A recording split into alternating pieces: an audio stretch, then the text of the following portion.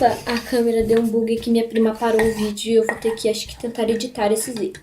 Mas, ó, o último vídeo ficou assim, slime, não coloquei mais nada. Ficou desse jeito. E agora vai colocar o talco, de pouquinho em pouquinho. Você, ó, aperta assim, ó. Saiu um monte. Gente, ó, e você vai fazendo assim, ó, mexendo. Massa, tá? É do talco. Do talco aqui.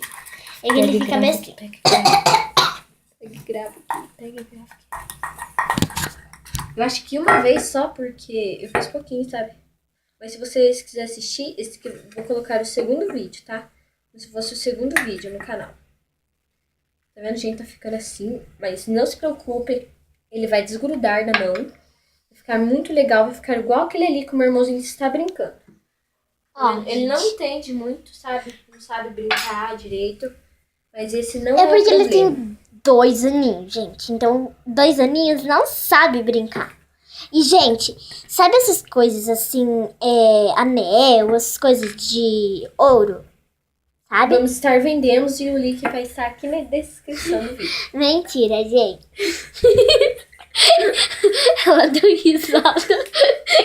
Gente, pode manchar por causa do talco, que ele tira tudo. Porque eu não sabia. Olha o que eu fiz com o meu anel, gente. É muito. E também brinco, ou que fica pulseirinha, que fica assim no teu braço.